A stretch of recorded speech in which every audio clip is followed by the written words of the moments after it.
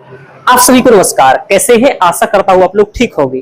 आप सभी ने देखा होगा यूजीसी नेट का नोटिफिकेशन आ चुका है और नोटिफिकेशन आ जाता है तो सब में उत्साह भी आ जाता है और आ भी जाना चाहिए, क्योंकि नोटिफिकेशन के बाद यदि उत्साह नहीं आ रहा है तो नेट आदि ना निकलने के ही चांस है। तो कैसे, अब हम यहाँ पर बात क्या करने वाले हैं, ये चर्चा करने के लिए आए हैं कि चूंकि कुछ लोगों का पीएचडी बार बार हो जा रहा है, ऐसे कई मेरे मित्र हैं जिनका नेट नहीं हो पा रहा है, और कुछ ऐसे हैं जिनका नेट हो जा रहा है, बार बार नेट हो रहा है, 5-6 बार नेट हो रहा है, लेकिन जीआरएफ नहीं हो पा रहा है। तो ऐसा होने के पीछे असली कारण क्या होते हैं और उनके समाधान क्या हो सकते हैं। दूसरा, ये भी ध्यान में रखना जरूरी है कि केवल 2 मंथ आपके पास बचे, यानी कि केवल 2 मंथ हैं आपके पास। इन जैसे कि आज 1 मई को मैं ये वीडियो बना रहा हूँ, तो 1 मई से लेकर के पूरा मई है और आपके पास जून है। 22 जून के बाद आपका कभी भी पेपर हो सकता है। तो आपके पास सिर्फ 2 महीने हैं। इन 2 महीने भी कंप्लीट नहीं है, फिर भी आप 2 महीने यानी कि 50 दिन आपके पास है। तो 50 दिन में कैसे आप अब इस सिलेबस को देखेंगे, इस भयंकर सिलेबस को देखेंगे। मैं आपको सब कुछ यहाँ पर तैयार करने के बाद ही आया हूँ कि भाई आपको प्रॉपर बता सकूं कि क्या है। तो सिलेबस आदि भी को लेकर के भी मैं यहाँ चर्चा करूंगा और कंप्लीट बताऊंगा कि किन पॉइंटों पर ध्यान रखना है। तो इस वीडियो का पर्पस आपको समझ में आ गया होगा कि भाई आपका मैं यहाँ ये बताऊंगा कि जिनका नेट हो रहा है लेकिन जीआरएफ नहीं हो पा रहा है तो उन्हें क्या गलतियां करते हैं और क्या सुधार कर लेने चाहिए, खासकर 50 दिन में। यहाँ पर मैं विद्यार्थियों को 3 कैटेगरी में बांटता हूँ, 3 कैटेगरी में बांट देता हूँ। उसी अकॉर्डिंग चलूंगा, उसी अकॉर्डिंग थोड़ी सी बात करूंगा। प्रथम उस कैटेगरी वालों को जिन्होंने अभी सिलेबस को बिल्कुल भी नहीं पढ़ा है। एक वो है पहले जिन्होंने सिलेबस को बिल्कुल भी नहीं पढ़ा है। दूसरे वो है जिनका पीएचडी या नेट हो रहा है, पीएचडी या नेट हो रहा है और उन्होंने सिलेबस को पढ़ा है। इसका मतलब उनका हो सकता है कुछ पोर्शन कमजोर हो और कुछ पोर्शन कमजोर ना हो। तीसरे वो है जिन्हें लगता है मेरा कंप्लीट तैयार है, कंप्लीट मेरा सिलेबस तैयार है, फिर भी मेरा नहीं हो पा रहा है। पहले जिनके सिलेबस ही तैयार नहीं है तो उन्हें नेट जीआरएफ शुरू से करना है। दूसरा ये जिन्हों लग रहा है मेरा तैयार है या पूरा तैयार नहीं है, फिर भी उनका नेट या पीएचडी हो जा रहा है। तीसरे ऐसे होंगे जिन्हें लग रहा होगा मेरा सिलेबस कंप्लीट तैयार है, फिर भी मेरा जीआरएफ नहीं हो रहा है। पहले वालों के लिए सुझाव ये होगा मेरा, जिन्होंने सिलेबस कंप्लीट नहीं किया है, पहले वालों के लिए ये सुझाव होगा कि आप क्या करिए, किसी भी एक अच्छे टीचर का, यदि मेरा अच्छा लगता है तो मेरा भी आप बैच ज्वाइन करिए और 6 महीने में सबसे पहले आप सिलेबस के एक एक बिंदु को तैयार करिए। किसी और टीचर से भी कर सकते हैं, मुझसे भी कर सकते हैं। एक एक बिंदु को पहले तैयार करिए, उसके नोट्स बनाइए, उसको याद करिए। यही सबसे पहला काम होता है जिनका सिलेबस तैयार नहीं है, उन्हें यही करना है। चाहे 2 महीने बचे हो, चाहे 4 महीने बचे हो। 2 महीने में आप किसी भी तरीके से सिलेबस कंप्लीट नहीं कर सकते जिन्होंने ये सिलेबस कभी नहीं पढ़ा है। हाँ, लेकिन वो लोग सिलेबस तैयार कर सकते हैं 2 महीने में भी जिनका कॉलेज स्तर अच्छा रहा हो, कॉलेज पर एमए में उन्होंने अच्छी पढ़ाई की हो, व्याकरण तैयार किया हो, साहित्य तैयार किया हो या दर्शन तैयार किया हो, यानी कि जिनकी केवल 3 से 4 यूनिट ही कमजोर है, वो तैयारी अभी भी कर सकते हैं। यानी कि 5 यूनिट आपका अच्छा है, 5 ही आपको केवल सेकंड पेपर संस्कृत का करना है, वो कर सकते हैं अभी भी 2 महीने में। तो अब हम लेकर के चलते हैं यहाँ दूसरे वाले कैटेगरी वाले लोगों को, जिनके पास ये है कि भाई उन्होंने नेट उनके पास है या ओनली फॉर पीएचडी उनके पास है, अब उन्हें जेआरएफ करना है। ऐसे विद्यार्थियों को क्या करना होता है कि उनकी इस सिलेबस पर पकड़ होगी, उन्होंने सिलेबस के सभी बिंदुओं को हो सकता है कवर किया हो, ना किया हो, लेकिन आपको ये देखना है कि क्या आप सिलेबस के प्रत्येक बिंदु पर आध घंटे बोल सकते हैं, या कुछ ऐसा आपको 2 से 3 पेज कंटेंट याद है जो आप बोल सकते हैं। जैसे कि सबसे पहले तो सिलेबस पर ही इतना आपको लिख लेना है जो बेसिक क्वेश्चंस आते हैं। मेरे सिलेबस पर मैंने इतना कंटेंट लिख रखा है बेसिक जो एकदम याद करने वाला होता है कि हर बार मैंने पिछले 3 बार से किया है कि 30 से 40 के बीच क्वेश्चन इस सिलेबस पर लिखे हुए कंटेंट से आ जाते हैं, क्योंकि मैंने सब कुछ लिख दिया है। आप देख सकते हैं इस पर कंटेंट, इस पर सब कुछ मैंने ऐसा सिलेबस पर लिख डाला है। तो बेसिक बातें मुझे याद नहीं हो रही थी, वो मैंने लिखा था, शुरू में ही लिखा था, उसी को बार बार रिवीजन करना पड़ता है, आपको भी करना पड़ेगा। अब करें क्या ऐसे विद्यार्थी, देखिए सभी लोगों का सब कुछ बहुत अच्छा नहीं होता है, किसी का व्याकरण अच्छा होता है, किसी का साहित्य अच्छा होता है, किसी का दर्शन अच्छा होता है। तो आप अपनी आत्मा से पूछिए कि आपको क्या अच्छा है। जैसे अभी आपसे मुझसे पूछोगे कि सर आपका दर्शन कैसा है, मैं कहूँगा दर्शन मेरा अच्छा है, सब कुछ मैंने पढ़ा है, लेकिन फिर भी पेपर देने जाना है तो क्या करोगे सर? मैं किस दर्शन को वरीयता दूंगा? मैं जैन दर्शन के 7 तत्वों को वरीयता दूंगा, क्योंकि मुझे लगता है कि अभी मुझे उसके बारे में दिमाग में चीजें याद नहीं आ पा रही हैं। मैं प्रॉपरली उस पर 2 घंटे लेक्चर नहीं दे सकता हूँ बिना कुछ देखे हुए एक बार, जबकि मुझे वेदांत में दे सकता हूँ, योग में दे सकता हूँ। तो आपको अपने आप में ये बात पता चलनी चाहिए कि आपको क्या टॉपिक्स आ रहा है और क्या नहीं आ रहा है।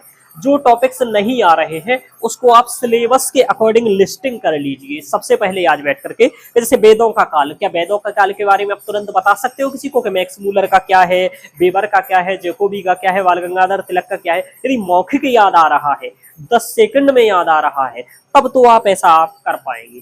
तो जो नहीं आ रहा है उस टॉपिक्स को टिक करिए, भाई इस टॉपिक्स के बारे में मुझे नहीं आ रहा है, और नहीं आ रहा है तो फिर क्या करना है हमें कि उसके बारे में पढ़ना है। कैसे? जैसे देखिए, मैं कहूँ मुझे ऋक प्रति शाक्य के बारे में कुछ याद नहीं आ रहा है, तो हमें ऋक प्रति शाक्य के बारे में मैंने ये 3 पेज का नोट्स बना रखा है, क्या मुझे ये 3 पेज का नोट्स याद है? ऐसे ही क्या निरुक्त के बारे में मेरा ये 15 पेज का नोट्स है, तो क्या ये निरुक्त के बारे में मुझे याद है? इसी तरीके से मेरे आगे सभी प्रकार के हैंड रिटन नोट्स बने हुए हैं जो आपको बैच में मैंने उपलब्ध भी कराए हैं, बैच में आपको मिल भी जाएंगे।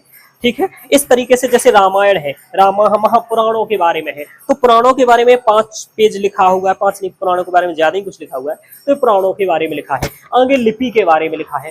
तो क्या आपके पास प्रत्येक टॉपिक्स का आपका हैंड रिटन नोट्स है? हैंड रिटन नोट्स नहीं है तो गाइड का है, लेकिन गाइड के साथ समस्या ये है कि गाइड सब कुछ कवर नहीं कर पा रही है, उससे बाहर क्वेश्चंस आ रहे हैं, इसलिए आपको हैंड रिटन बना करके सब कुछ कवर करने हैं। तो क्या लिपि का नोट्स है? क्या अभिलेखों का के बारे में आपको याद है? यानी कि सिलेबस के प्रत्येक टॉपिक्स के बारे में क्या आपको याद है प्रेजेंट में?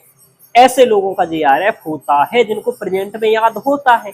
तो क्या याद है? नहीं है तो आप क्या करें कि अगले 50 दिन में शुरुआत के 20 या 25 दिन के लिए सब कंप्लीट सिलेबस पर, उन सिलेबस के बिंदुओं पर, टॉपिक्स पर टिक लगा लीजिए जो आपके तैयार नहीं है। जैसे कि आप, मुझे लगता है, जैसे मैं यदि सिलेबस को देखूं तो 10वीं यूनिट को देखूंगा तो मैं कौटिल्य अर्थशास्त्र, मनुस्मृति है, याज्ञवल्क्य स्मृति है, लिपि अभिलेख है, तो मुझे लगेगा कि यार मनुस्मृति मुझे नहीं आता है, तो मैं मनुस्मृति पर टिक लगा लूंगा और इसको सबसे पहले तैयार करूंगा 5 से 6 घंटे दे करके, और एक शॉर्ट नोट्स 3 पेज का बना लूंगा, उसे बार बार रखूंगा और कम से कम 50 दिन में अगले 5 से 7 बार रिवीजन कर लूंगा जो मुझे नहीं आते। जैसे फिर मुझे पता चला कि यार ये महाभारत के बारे में मुझे नहीं आता है, तो मैं महाभारत के बारे में यही काम करूंगा, एक दिन पढ़ूंगा, 5-6 घंटे नोट्स बनाऊंगा, याद करूंगा, रखूंगा। फिर मुझे लगा नहीं यार मुझे ये अलंकार नहीं आते हैं, तो मैं सभी अलंकारों का परिभाषा, उनके याद उदाहरण लिखूंगा, उनको याद करूंगा। यानी कि दूसरा काम क्या है? ये लगाना। अब क्या है, आपको लग रहा है कि मेरी ये यूनिट तैयार है, मेरा दर्शन तैयार है। अब दर्शन यदि तैयार है तो आप क्या करिए, दर्शन के क्वेश्चंस लगा लीजिए, एक बार रिवीजन करिए और दर्शन के क्वेश्चंस लगा लीजिए। क्वेश्चंस आपके होंगे दर्शन के हो, साहित्य के हो, व्याकरण के हो, तो उन क्वेश्चंस को लगा लीजिए। क्वेश्चंस को लगाएंगे तो आपको ये हो जाएगा कि भाई ठीक है, आपके क्वेश्चन बन रहे हैं तो ठीक है, हो जाएगा आपका। दूसरा, इसके साथ क्या करिए आप लोग, एक तो सिलेबस के प्रत्येक टॉपिक्स का कवर करिए। मैं लिख के दे रहा हूं कि जिनका JRF नहीं हो रहा है उन्हें कंप्लीट याद नहीं होगा सिलेबस के प्रत्येक टॉपिक्स पर 3 पेज, यानी प्रत्येक टॉपिक्स पर 3 पेज, आपको कम से कम 4 पेज होना चाहिए। कुछ कुछ ऐसे भी टॉपिक्स हैं जिस पर 10 से 15 पेज का नोट्स भी होता है, तो वो भी आपको करना पड़ेगा। जैसे कि कौटिल्य अर्थशास्त्र का नोट्स 5 से 7 पेज का है मेरा, महाभारत का 3 पेज का है, रामायण का 3 से 4 पेज का है, वे बहुत शॉर्ट में और छोटे छोटे लिखे हुए हैं तब है। इस तरीके से तो आपका क्या है, प्रत्येक टॉपिक्स पर सिलेबस पर नोट्स है। जैसे काव्य के संप्रदाय हैं, रस संप्रदाय पर क्या आपका 2 पेज का नोट्स है, अलंकार पर है, रीति पर है, ध्वनि पर है। इस तरीके से आपको सब पर करना है। पहला बात समझ में आ गया? सभी टॉपिक्स पर 3 से 4 पेज का कंटेंट दिमाग में होगा, तभी कोई भी पेपर निकलेगा, UGC, JRF या असिस्टेंट। दूसरा, क्लियर समझ में आ रहा है? बता दीजिएगा भाई। दूसरा, PYQs। ये PYQ आपको क्या करना है? PYQs आपको प्रत्येक 5 साल के, मतलब कम से कम 5 वर्ष के, यानी 5 से 7 शिफ्ट ले लीजिए, 10 शिफ्ट के ले सकते हैं, लेकिन ठीक है, संस्कृत वालों से मैं कहूंगा 2020 से आप ले लीजिएगा या फिर 2019 से।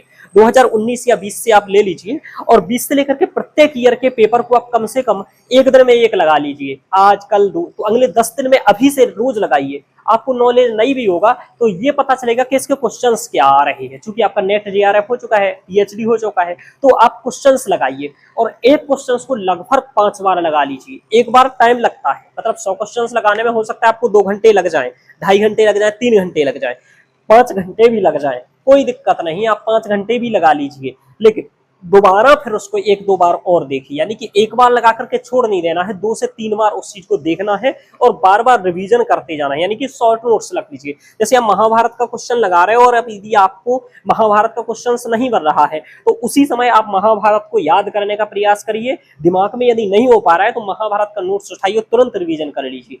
एक क्वेश्चन की बदौलत आप एक टॉपिक रिवीजन कर सकते हैं। यानी कि दिन में यदि आप 5 घंटे में 20 टॉपिक्स की जगह 20 टॉपिक्स का रिवीजन कर लें, बहुत होता है। गिने चुने 100 से 150 टॉपिक्स हैं जीआरएम में, इससे ज्यादा है नहीं नेट जीआरएफ के लिए। तो पीवाईक्यूज पर आपको काम करना है, ये 2 काम सबसे इंपॉर्टेंट है। बाकी टेस्ट सीरीज आप 3-4 टेस्ट सीरीज यदि लगाएं तो लगा लीजिए, नहीं लगाएं तो भी कोई दिक्कत नहीं है, लेकिन जो पहली बार दे रहे हैं समय मैनेजिंग के लिए जरूर लगा लें। यदि आपको समय कम नहीं पड़ता है तब आप याद ही करिए, यदि आपको समय कम पड़ता है तब आप प्रैक्टिस करिए और टेस्ट भी लगाइए। यदि समय कम पड़ता है तो प्रैक्टिस जरूर करिए, क्योंकि वहां पर आपको ये डिसाइड होना चाहिए कि आपके पास समय क्योंकि लिमिटेड है, तो समय के लिए टेस्ट लगाइए। और टेस्ट ज्यादा लगाने के चक्कर में मत पड़िए, जो सिलेबस का कंटेंट है उसे बार बार रिवाइज करिए, बार बार याद करिए और 5 साल के सिर्फ पेपर बार बार पढ़िए, क्योंकि उन्हीं में से आपके 15 से 20 क्वेश्चन आसपास से होते हैं। यानी कि वो जो पूछा है वो जरूर ना हो, जैसे इस बार मैक्स मूलर पूछा तो अगले बार वेबर पूछेगा, लेकिन है तो टॉपिक सेम ही, तो इस तरीके से होगा। तो ये आपको करना है, समझ में आया? यानी कि सिलेबस को प्रत्येक टॉपिक्स पर काम करना है, पीवाईक्यूज पर काम करना है, और उसके बाद ये आपको नोट्स जो बनाना है उस पर काम करना है। 3 काम आप रेगुलर करते रहिए। आगे आपको जब ऐसा लगे कि आपकी तैयारी हो गई है तो आप क्या करेंगे कि आप पीवाईक्यूज के लिए अब फिर कंप्लीट बुकें ले सकते हैं स्टेटसी वाली। यदि इतना हो गया है, इतना आप तैयार बार बार रिवीजन कर ले रहे हैं तो हो जाएगा। अब इतना ही आप अगले 50 दिन में कर पाएंगे। सभी लोग अपने स्वयं से, चूंकि आपको पता है आपकी कौन सा टॉपिक्स कमजोर है, तो आप टिक लगाइए सबसे पहले कि ये मेरे कमजोर हैं, और जो कमजोर है उनकी लिस्टिंग कर लीजिए कि अगले 20 दिन में मुझे जो कमजोर है उनको कवर करना है। उसके बाद फिर उससे जो कमजोर है उनको करना है, और लास्ट में जो बिल्कुल कमजोर नहीं है उनको करना है। ध्यान रखिएगा, शुरू के जो 20 दिन तैयार करेंगे सबसे कठिन टॉपिक जो आपको नहीं आते हैं उनको बार बार रिवीजन करिएगा। उनको 20 दिन करने के बाद भी रिवीजन के लिए 1-1.5 घंटे रखिएगा, बार बार रिवीजन करिएगा, तभी ये हो पाएगा। अब एक चीज और है कि पेपर 1 भी लेकर के चलिएगा। पेपर 1 में कम से कम 5 से 7 यूनिट ऐसी लेकर के चलिए जिनको बार बार आ रहे हो, और पेपर 1 के उन 5 से 7 यूनिटों के कम से कम आप 200 से 250 क्वेश्चंस लगा लीजिए। यानी कि प्रत्येक यूनिट के 200 क्वेश्चंस, हायर एजुकेशन के 200 क्वेश्चन, शोध अभिवृत्ति के 200 क्वेश्चन, टीचिंग एप्टीट्यूड के 200 क्वेश्चन, एनवायरमेंट के 200 क्वेश्चन। इस तरीके से पेपर 1 के कम से कम 200 क्वेश्चंस लगाइए और उस 200 क्वेश्चंस का हैंड रिटन नोट्स बना लीजिए। क्वेश्चन में जो आपको नहीं आता है, भाई क्वेश्चन पढ़ा आपको लगा ये नया है, तो उस क्वेश्चंस का नोट्स बना करके याद कर लीजिए। तो उससे आपको इतना कॉन्फिडेंस आ जाएगा और इतना एक मेमोरी तैयार हो जाएगी आपकी कि पेपर में आप सही कर पाएंगे। दूसरा, कुछ टॉपिक्स पेपर 1 के लिए कर ही लीजिए, जैसे कोडिंग डिकोडिंग कर लीजिए, सिलोजिज्म कर लीजिए, डीआई कर लीजिए। ये यदि आपका नहीं है तब आपके नंबर कम हो जाएंगे। डीआई, कोडिंग डिकोडिंग, सिलोजिज्म ये हर बार आ रहे हैं। पर्यावरण की कुछ मूल बातें, मूल जो कन्वेंशन से जो मूल योजनाएं हुई है, क्योटो प्रोटोकॉल हुआ, इन सब पर करके जाइए। एसडीजी एमडीजी पर करके जाइए, और जो खासकर संस्थाएं हैं एजुकेशन की उन पर काम करके जाइए। प्राचीन भारत की संस्थाएं क्या है उन पर काम करके जाइए। ब्रिटिश की एजुकेशन पॉलिसी में क्या क्या डेवलपमेंट हुआ है उनको तैयार करके जाइए। इस तरीके से पेपर 1 पर भी काम करिए। दोनों पर यदि आप काम करते हैं तो आपके पेपर 1 में और पेपर 2 में संतुलित नंबर आकर के जीआरएफ हो जाएगा। मेरे ऐसे ही हुआ है, 29 पेपर 1 में थे, 81 पेपर 2 में थे। दोनों मिलाकर के 110 क्वेश्चंस थे, 220 अंक थे। और ऐसे ही मेरा उसका भी रहा, आईकेएस का भी, उसमें मैंने पेपर 1 पर काम नहीं किया था, पेपर 2 पर भी मैंने काम नहीं किया था। दोनों के लिए मैंने सामान्य रूप से पहले से ही पढ़ाई की थी और रेगुलर पढ़ाई कर ही रहा हूँ, तो उसी कारण मेरा हो गया था। विशेष रूप से मैं उसको लेकर के नहीं कर रहा हूँ, क्योंकि मैं दूसरी अध्ययन कर रहा हूँ, यूपीएससी आदि का अध्ययन कर रहा हूँ। तो मैं यही बताने आया था कि कैसे आपको जेआरएफ होगा। जेआरएफ होने का यही है कि प्रत्येक टॉपिक्स पर 3 पेज का नोट्स हो, वो रटा हुआ हो। ठीक है, अब आपको यदि ऐसा कंटेंट आपके पास नहीं है और ऐसा कंटेंट आप चाहते हैं तो आप मेरा बैच ज्वाइन कर सकते हैं और आपको ये जो मैंने बताया है हैंड रिटन नोट्स की लिपि पर, अभिलेख पर, रामायण पर, महाभारत पर, निरुक्त पर, ऋक्पति शाक्य पर, संप्रदायों पर, ऐसा कंटेंट यदि आपको चाहिए कि हैंड रिटन नोट्स मिल जाए और लेक्चर में किसी ने पढ़ाया भी हो तो वो मेरे पास उपलब्ध है। आप उसको ज्वाइन कर सकते हैं बैच को और पढ़ सकते हैं। थोड़ी सी फीस वगैरह भी है क्योंकि ऐप आदि भी चलाना है तो उसी के लिए, ठीक है। तो आप लोग बताइएगा और कुछ यदि आप जानना चाहते हैं और कुछ पढ़ना चाहते हो तो आप कमेंट में लिख सकते हैं, मैं उस पर भी चर्चा करूंगा। तो आज के लेक्चर में आप लोग बताइएगा कैसा लगा। ओके मित्रों, धन्यवाद।